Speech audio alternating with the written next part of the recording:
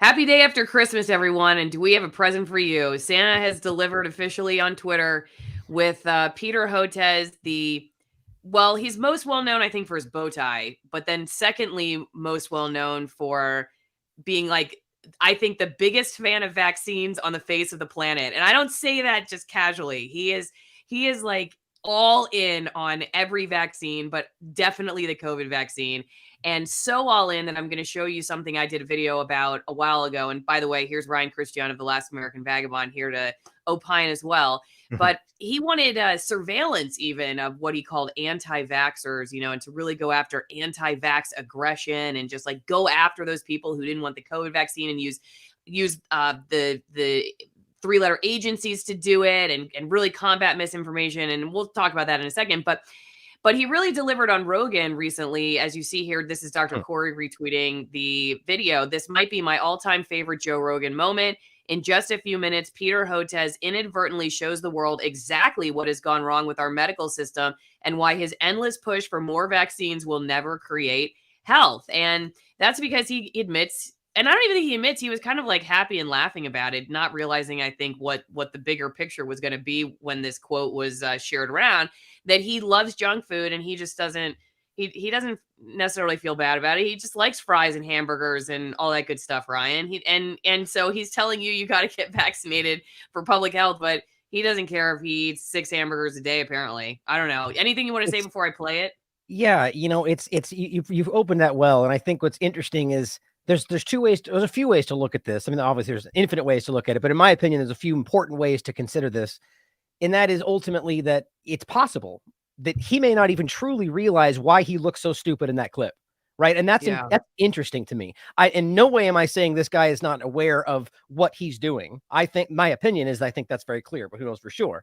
But the way he discusses this on like the largest podcast on the planet, as if it's like a casual admission to like doing literally nothing for your health. I shouldn't say that. I mean, you'll play it. He talks about running in 30-minute intervals, but talking about doing all this casual, the things we know are paramount for your health.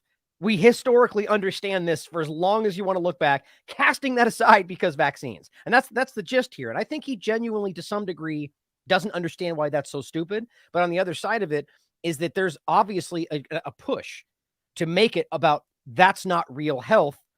Vaccines are real health. And it's just this alarming undertone. And I think it's interesting. So the last point was that Joe Rogan, of all people, which I'm still torn about how I feel about what his true intentions are. Maybe it's just Joe being Joe and everyone makes up, who knows really, but how interesting it is that this podcaster, this host of that's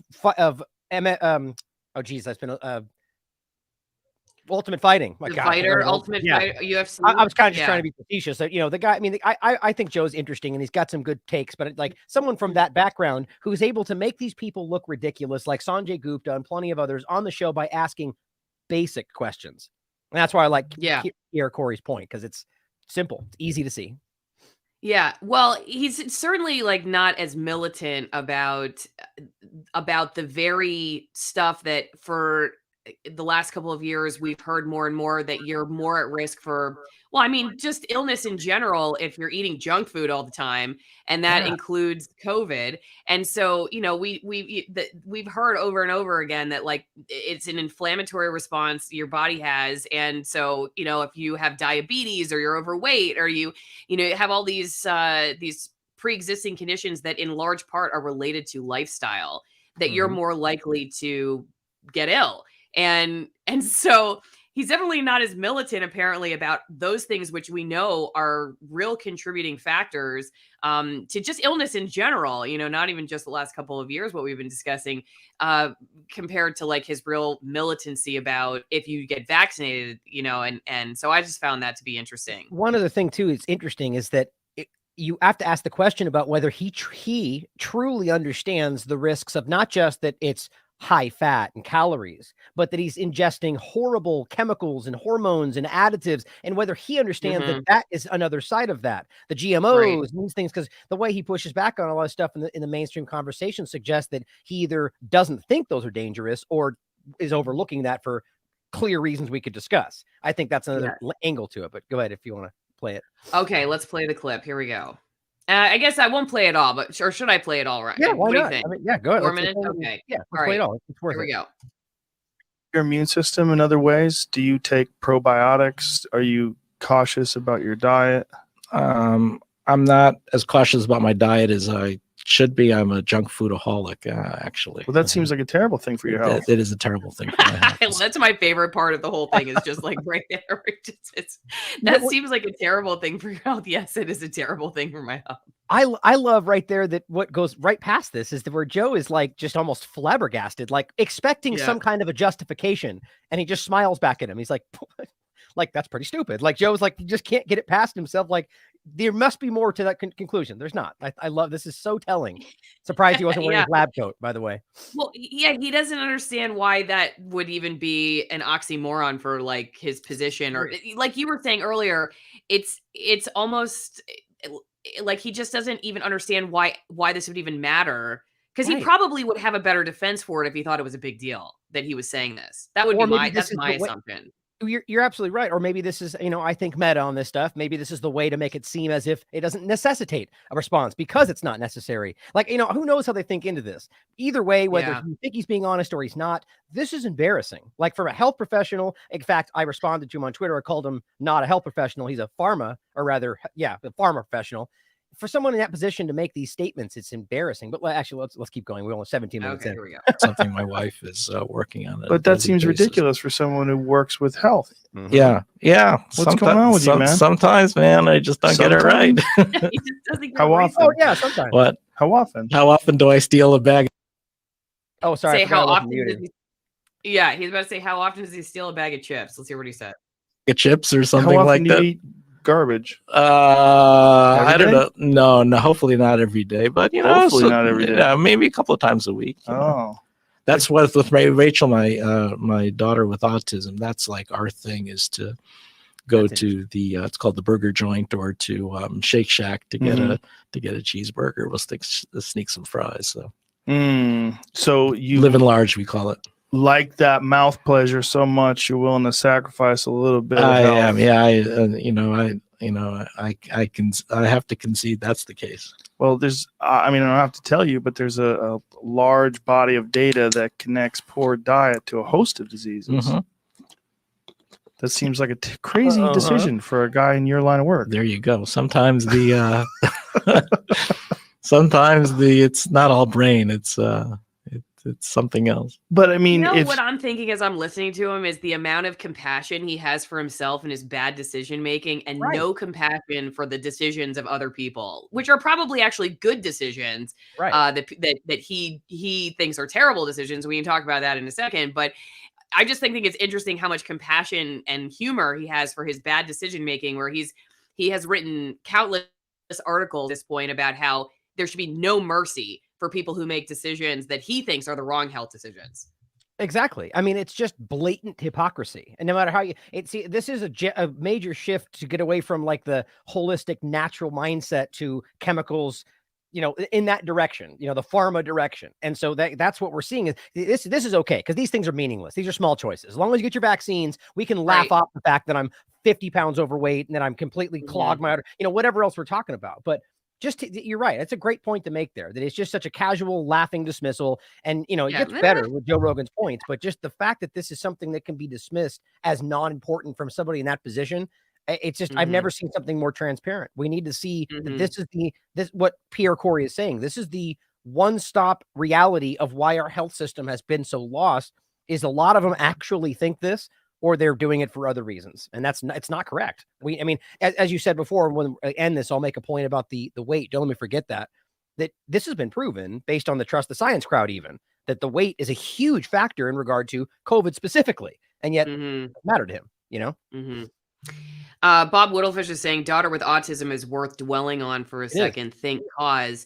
He has said on Rogan before that, there's no connection between vaccines and autism, because he said that his science or others have shown that there's it happens or not preconception, in the womb, pre-birth or something.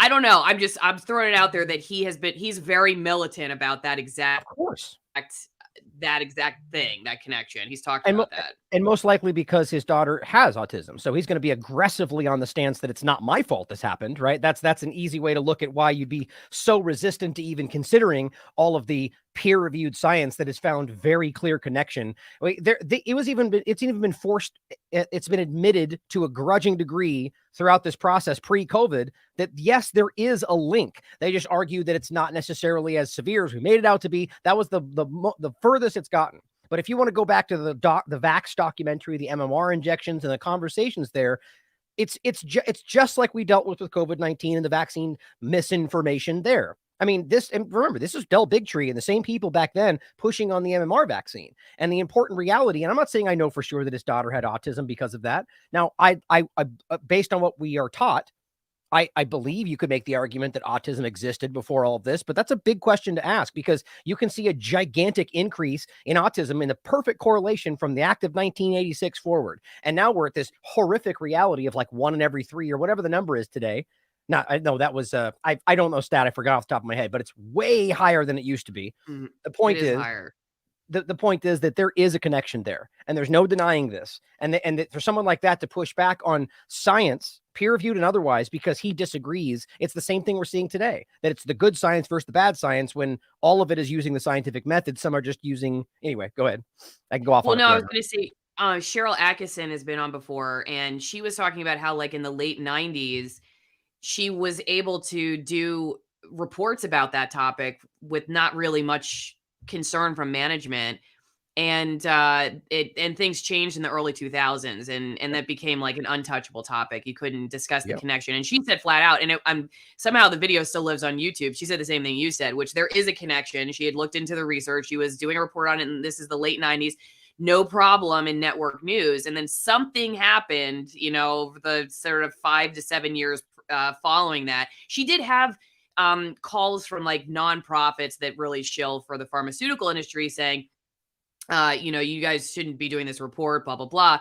But her managers still stuck up for her right, her ability, I guess, to do the report. Whereas nowadays, people like me who just pitched a story about it, didn't even do the report. I mean, I just pitched like that there was going to be a conference and maybe we would go talk about it. My boss said we would never let anybody question vaccines on our newscast because you would be essentially a psychopath, crazy science denier if you did that. Wow. And I think a lot of that is because of the messaging from people like Peter Hotez. And I think he's proud of that, that you would have a news manager look at a journalist like me and say that you would never let anybody question that. He would look at that as a win, I think, a win for truth. That is shutting down the scientific method. Like, think about how absurdly contradictory that is for a scientist to be actively promoting the lack of research and due diligence because we've already made our minds up on something, right? The whole science is settled argument is literally counter to the scientific method. I mean, this is why we have so many doctors who, there's a lot of people that were afraid to speak up in the beginning. I get it. People were being attacked, losing practices, but it's gotten to a point to where anybody who has even a modicum of honesty is going, okay, this is getting out of control. Like they thought maybe this would dissipate. They're standing up and going, look, there's no trust the science. Saying trust the science is counter to scientific method. So these people like Hotez, I find it almost impossible. I don't know for sure. I can't prove this other than the base of the on the surface government funding and so on that people like this have, that I can't prove that he is doing this for one reason or another. But how you can possibly look at this, like the entire COVID-19 agenda, and not walk away going, there's something beyond right and wrong here. Like this is malicious. Like there are people that are making choices that know that people are being hurt by them, and it keeps happening. I don't know what level he falls into this, but when you've got people around the world like Dr. Peter McCullough, Dr. Malone, everyone we've possibly talked about throughout this entire process, Jay Bhattacharya, Dr. Bhakti, and then entire health ministries around the world, entire governments saying these things are dangerous to the point we won't even touch them anymore. And yet he's over here going, you better put that in your child's arm or you're not going to be able to school and you're a crazy, dangerous anti-vaxxer. He literally just said online the other day, I actually have that tweet pulled up. I'm realizing right now we're getting away from the video. This is what always happens, but I had this right here. And if you want to show it, here it is. Yeah. So this is the tweet that went out, and this is a really alarming step. This is Peter Hotez, and this has been misrepresented to a small degree as claiming anti-vaccine people is a major, being anti-vax is a major killing force. What he says is anti-vaccine activism. Your words are a major killing force globally. That is this guy. That is Hotez saying you're not even allowed to speak up. Like, what if nobody had spoke up about the old swine flu vaccines? What if nobody spoke up about these past ones we knew were hurting people? You know, he would call you an anti-vaxxer for having questions, even if you've already taken 3 shots and suddenly started asking questions. Suddenly you're anti-vax. Nobody can take these people seriously. Yeah, this was what I was going to show. We will get back to the video in a second, folks, where he talks about if they watch my show, they know this is how it goes usually. Yeah, Ryan's like, I'm short on time today. But anyway, here's my screen. Let me go through 30 other things. Okay. This is what he wrote in 2021, COVID vaccines, time to confront anti-vax aggression. And this is the famous article where he talks about who should be helping. And if you scroll down, it's cybersecurity, law enforcement, public education, international relations, a high-level interagency task force reporting to the UN Secretary General could assess the full impact of anti-vaccine aggression and propose tough, balanced measures. And that the task force should include experts who have tackled complex global threats such as terrorism, cyber attacks, nuclear armament, because anti-science is now approaching similar levels of peril. And it is becoming increasingly clear that advancing immunization requires a counteroffensive. That's again, just to give context of who this is. You know, he doesn't talk about wine, but you know what, Dr. Hotez, if you are a wine drinker, even despite all that you've said about people, you could go to AllisonWinePromo.com and see the difference is I'm not going to send a task force after you. You can go drink wine and I'm not going to send a task force after you. You could do it without any monitoring of your, I'm not going to surveil you or anything. And also, if any of you all out there would like to get some wine, I know we're past Christmas, so it doesn't matter for Christmas gifts, but you still have time for New Year's. And these are actually, if wine can be healthy, they're healthier. We'll just put it that way. They come from small, remote vineyards in Argentina, very high altitude vineyards, low pesticide use, hand-picked grapes. The one on the left, the Rogue Malbec, is frankly one of my favorite wines ever. Even before getting into the wine world, I got to tell you, I've been drinking wine. I don't know. Probably 15 years. I've had a glass of wine every once in a while with dinner, and this is one of my favorite wines, hands down. Even though it's also one of the wines that would help you support my work, get Ryan back on dealing with all the craziness of the world, keeps me in business. You can also get some organic coffee. If you like coffee, go to twinenginecoffee.com/Allison and get some organic roasts. My internet is really sucking today, so I'm just pretend you're looking at coffee right now.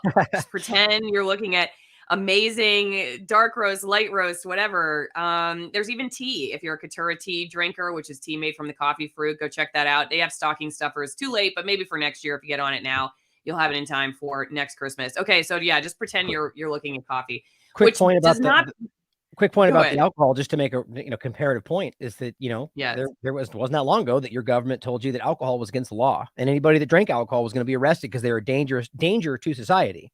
Look at think about that. Which, even though there's a fair, just to be clear, I think everybody should be able to do whatever they want to their own body as long as you're not putting other people in danger. You want to go take acid, that's on you. You want to drink alcohol, I think alcohol is more dangerous. You want my honest opinion, but ultimately, the interesting part about it is that why can't we reflect on that?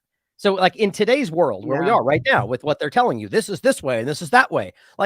Whether or not it's misinformation and a psychological operation, couldn't they just be wrong? And we know that's possible, but yet people like Hotez won't allow you to speak your mind because you're an aggressor against the narrative. And see, that's the real danger in all this, even though I think there's a whole layer and obviously verifiable data around how dangerous these things are. Not the wine, the injections you're talking about. Yet it doesn't matter because you're just not allowed to challenge it because Hotez says so, and he's got a white coat. So you make sure you listen to him because like Zelensky's got his green shirt, they're real because they've got the right shirt on, that's how that works. Anyway, go ahead.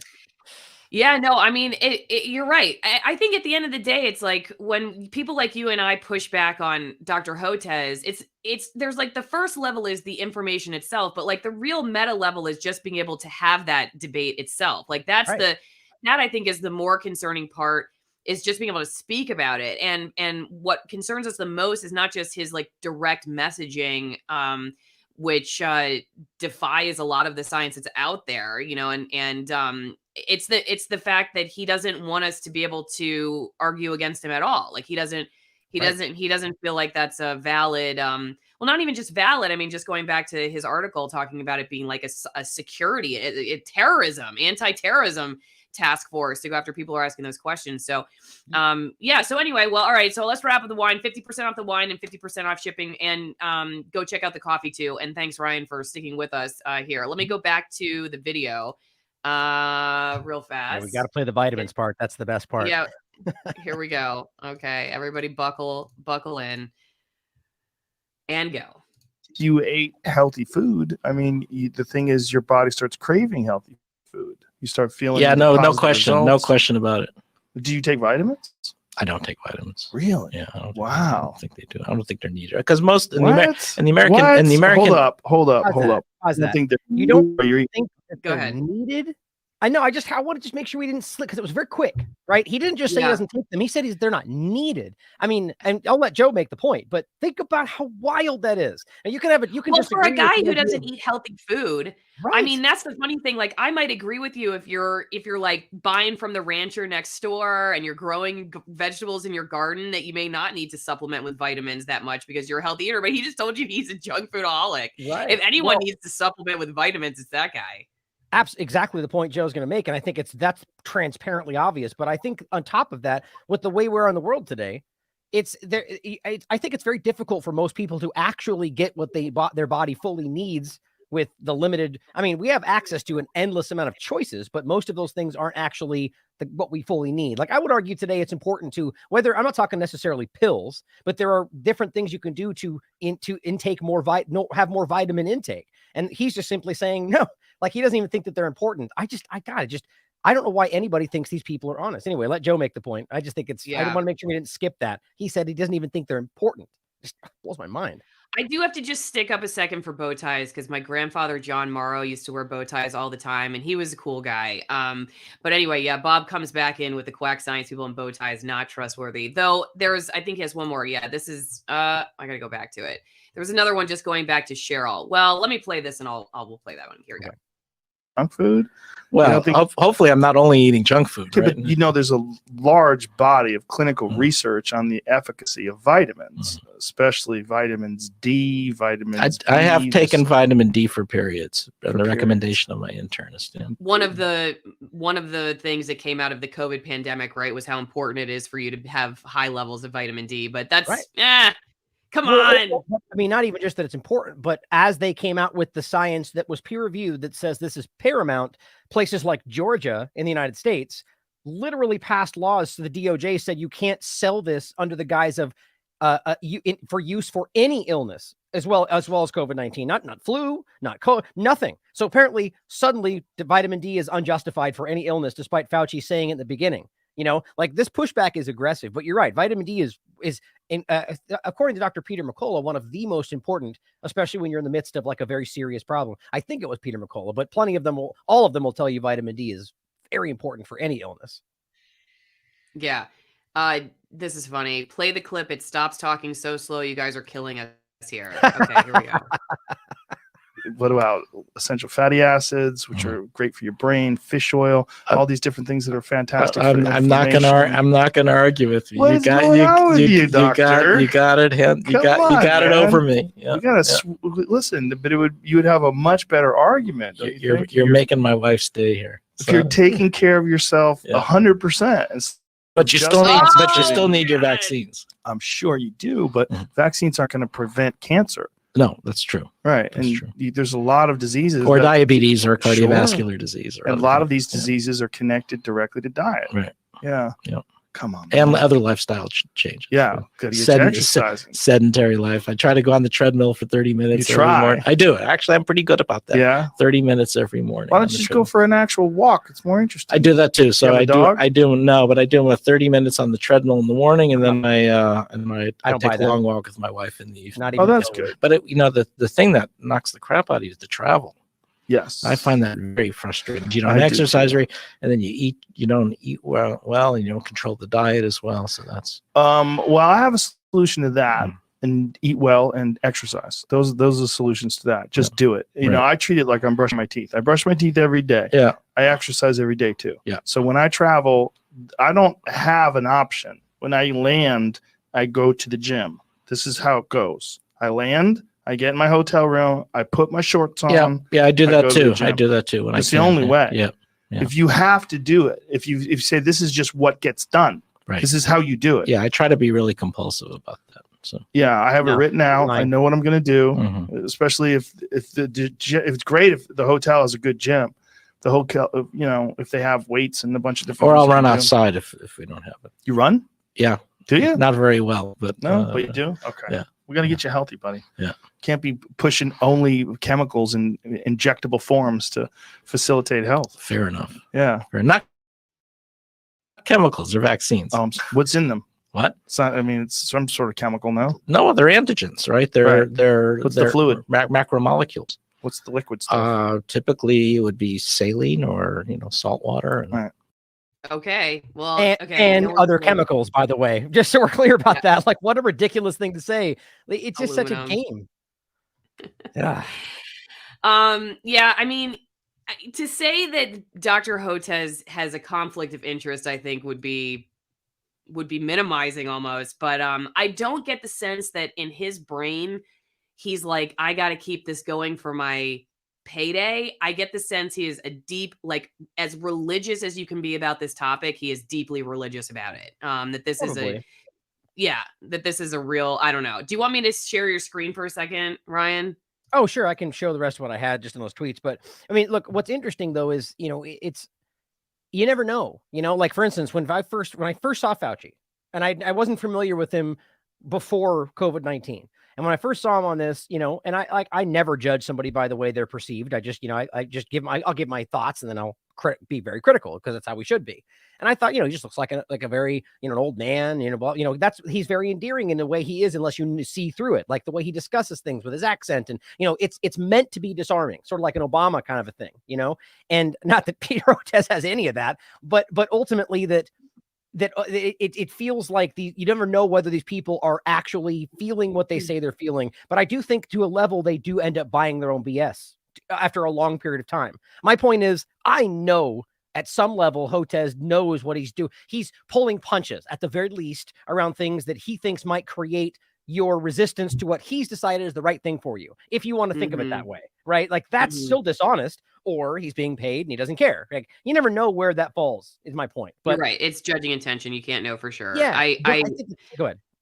No, I was just going to say, I had a conversation about, I don't know, almost a year ago with some former coworkers of mine who are still in mainstream news. Well, one's since retired, but when they made basically the same argument that Hotez has made about the COVID vaccines and like we'd be out of the pandemic by now if people would just get it, because I was talking to them about how these agencies at the time, the mandates were causing many government agencies in Washington state to lose a significant portion of their workforce. And I thought that was a news story. I thought that would be something that journalists would be interested in talking about. But my coworker told me that he has no sympathy for people who chose not to get the vaccine. And I said, well, what about, because, you should, when I pushed back and said, hey, well, what about the science behind like the lack of preventing transmission and, all this stuff that's come out? You can take it if you want, but it's your personal choice. Really, your own agencies are now telling us that, the agencies you all uphold as the truth bearers are saying that like they're considering these the vaccinated and unvaccinated group similarly and doesn't prevent transmission and all this stuff. Like what? It's a personal choice. Why then do you not care about this story? You can't say we would be out of the pandemic by now. That doesn't work anymore. Right. And I said, what, like, for instance, one of the guys, he eats junk food all the time. I said, what about him? Like, do you feel like you should tell him, that he should not be eating junk food? Like you should have a law about that. And my coworker actually said, like, I think it would be a good idea if we legislated health food. I'm like, are you nuts? Where does this end? Exactly. And this is what it is. These people have been so trained and engineered to perceive this as like there is no problem under the sun that can't be solved by government action, which that's a kind way to put that. In today's world, it's basically, paternalism. Basically saying, we know what's best for you.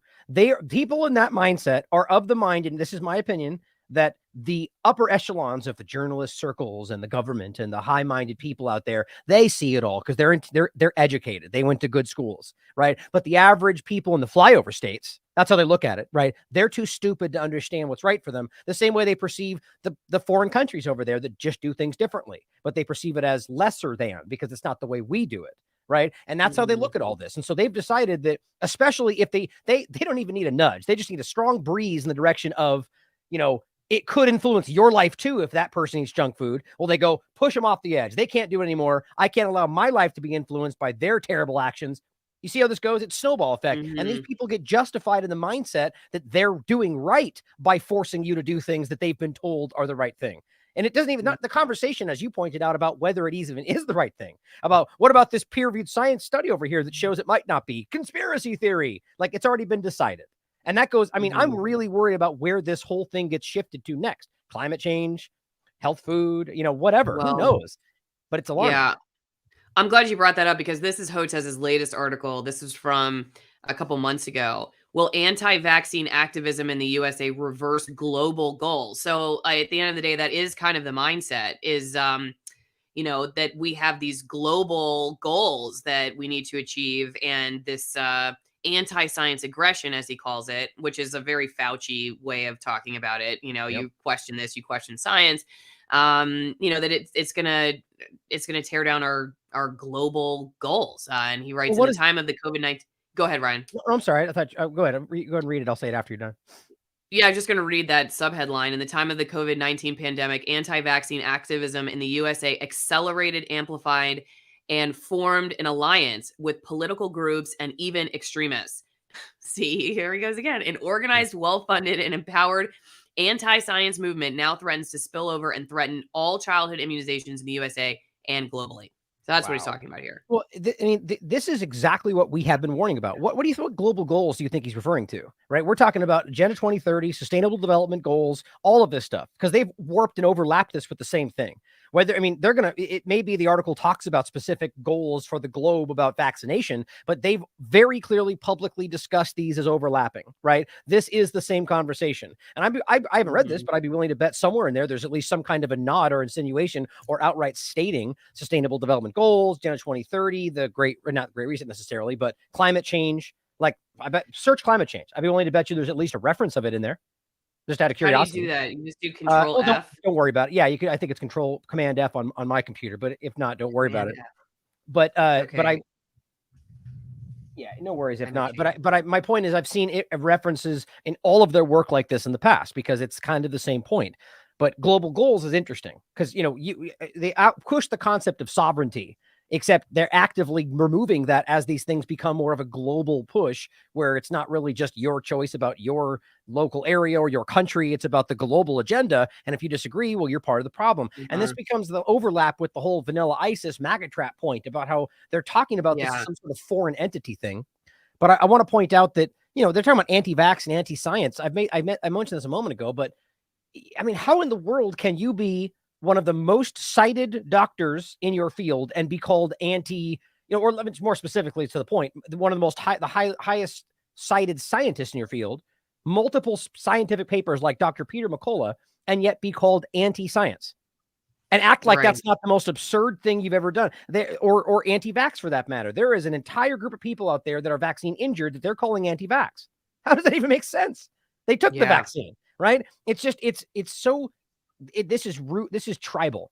This is about choosing a side because that's what you've decided. And clearly either Hotez is bought into his own lies or he's leading the charge. Either way, it's very concerning to me. Could you make sure and send me both of these articles you put up here today? I'll probably talk about them today. Okay. Very interesting. I'll send them in the private chat. I didn't see climate change, but I did see Proud Boys. Yeah, so this is my point. So this is that overlap with the MAGA point.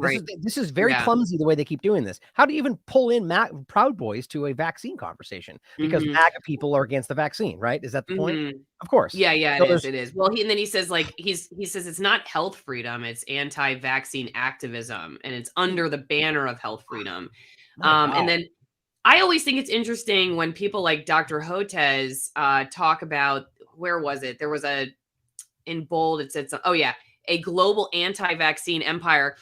And they don't discuss how it's actually the the pro-vaccine pharmaceutical is the empire. Am I missing something here? I mean, Right. it's like, who actually has all the money? Is it like RFK Jr.? You know what I mean? Like the only guy basically with a, that like has, I guess, a level of publicity where like the average person might even know him, but how many people know Pfizer, Moderna, all these big companies, like they don't have the empire. It's like Ryan and me and a couple other people online. We have these empires. It's fascinating to look at. It's a false dichotomy. They're creating an illusion. And look, the reality is they're very aware that people on their side, whatever that means, which that their side includes probably 60% of people that were pushed onto that side by coercion and whatever else. But the point being that most people on their side don't buy this right now. They just don't. I mean, the bivalent shot is petering out at like 13, 14%. People are not doing it. Even the people that they're acting like agree with this. So, I mean, the point is that they failed already. So they're just trying to scare people back into enough numbers to be able to pass legislation to, I argue, be able to initiate this even harder the next time. Like the pandemic X or whatever the new thing they were just discussing in the documentation about the new thing they're organizing vaccines for, even though we don't know what it is yet. That's the mRNA platform. That's what they're talking about. And when we were talking about that anti-science aggression statement of his and these articles, this is the American Medical Association, December 14th, 2021. So it's not like this is just some random guy who, nobody listens to. These are big organizations that tout his ideology. And, here this writer, he's like, Hotez knows firsthand about the dangers of what he refers to as anti-science aggression, has been openly mocked on cable TV news for his science-backed views on the COVID-19 pandemic, views that ultimately turned out to be true, such as his prediction that there would be an uptick of COVID-19 cases in 2021 across the southern U.S. and into Florida. So, touting him as like, he's the victim. Hotez is the victim. He just gets mocked. Because uptick of cases hasn't happened like every 3 weeks over the last 3 years, right? Like, what a stupid thing. Like, I could, how much you want? I'm predicting uptick in cases coming up in the next, I'll probably be right. That's because they test for it. And because it's just such a game they're playing here. But you're right. This is about, and it's bigger than COVID. It's bigger than vaccines. This is about words or violence game, right? This is about creating a world where you can be said to be a criminal, not just your First Amendment and sharing words, because we protect the First Amendment, right? But now we're making lines. There's limited speech. We're pretending is free speech where you can say everything you want except that, because that's violence, right? And then that becomes whatever they want it to be. Hate speech, pronoun misgendering, blah, blah, blah, whatever else. And now if you just simply go, are these actually safe? Put them in jail. That's where we're going with this. That I'm not saying ridiculous to you. Hotez is literally openly saying that if you question the safety of these injections, you should be arrested. That's what they're talking about. Look at his Twitter feed. It's very concerning to me. And it's not just Hotez, but we're right to focus on him because he is a player in this for sure. I think the fact that he uses the term aggression is a clear projection on his part because he has the aggression. He's very aggressive about his ideas. Well, that's a fair thing to say. I just think it's more nefarious than that. It's not just him projecting. I think there's always a part of that. I think it's more about the fact that they need to frame this as aggression, because if you don't, well, now you're just saying you can't say those things. Well, yeah, we can. Yeah. It's called the Constitution. Yeah. But if we warp the fire in a theater argument and just be like, well, this is actual violence, then Biden's already put out the executive order. It says very clearly, medical misinformation is considered domestic terrorism if it actually is X, Y, and Z. This is what's already been laid out. My concern is when they push, it's just one step away from being the first person that gets arrested and charged based on the idea that they led to someone's death by having this podcast. Right? I mean, it seems crazy, but they're laying the groundwork for it right now. Yeah. Yeah, it is concerning. Okay, well, as we wrap it up, don't forget, Ryan and I are both on Locals, AllisonMorrow.locals.com and TheLastAmericanVagabond.locals.com, right, Ryan? Correct. Okay, so go check it out. You can become part of my editorial board. I take feedback and interview requests and also questions for interviews ahead of time and all that good stuff. Any final thoughts, Ryan, before we go? I just, I think it's amazing that we're at a place in this country where, regardless of your political views, that we are challenging classic tenets of this country. Right. Even, I mean, at a point where that's been happening for a long time, but free speech, these things are not debatable, right? We need to understand what it means to be a free speech absolutist. And that's not what's happening on Twitter, right? We need to realize that there are very clear outlines to this. And the moment that those outlines get moved, well, there's a problem there. Now, we can always have conversations about these things because that's how this is supposed to work. But today we are watching these people paint lines right in the middle of this whole conversation and say, we're arbitrarily saying you can't say that thing anymore. Now, the craziest part is that alone should be enough. Americans should be freaking out that that's even been stated, but it's going further than that, right? Now we're actually going to the next step of that and saying that, in every possible conversation, you are or are not allowed to make certain arguments, that you'll be censored for doing so. And by the way, it's still happening on Twitter. People are still being censored for criticizing Zelensky, right? I mean, Republicans are. People are choosing not to talk about certain things and acting like whatever's talked about will be on the Twitter Spaces, right? I think we're going into a very dangerous field where we're being retrained to engage with a lot of different things in a lot of very specific ways that are beneficial to the establishment. And if we don't wake up to this, that we're going to wake up in a couple of years sleeping into what we thought was our savior or whatever the next, and wake up in a technocratic panopticon, right? That's where we're going right now. And if we look for one person to save us, like an Elon Musk or whoever else, whether or not they have good intentions, we're going to lose. And I'm very concerned about where this goes next. Well, I really appreciate your taking the time, Ryan. And everybody, Ryan's going to be live today, so go to check him out. You can go tolastamericanvagabond.com, and also Locals, and you stream on ROKFIN and Rumble too, right? So you'll be there. And you're back on Twitter. We don't know for how long. You're usually like, you're on Twitter, you're off Twitter, you're on Twitter, you're off. I know, to be clear, for those that don't know, I'm not going on and not being censored. As I know we've covered before on your show, but for those that maybe knew, I've been censored back and forth just on this main account. They brought it back, then took it away. Now I'm back, and we'll see.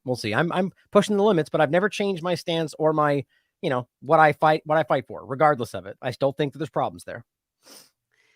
Okay, everybody. Thanks for watching. Have a great rest of your week. We will see you next time.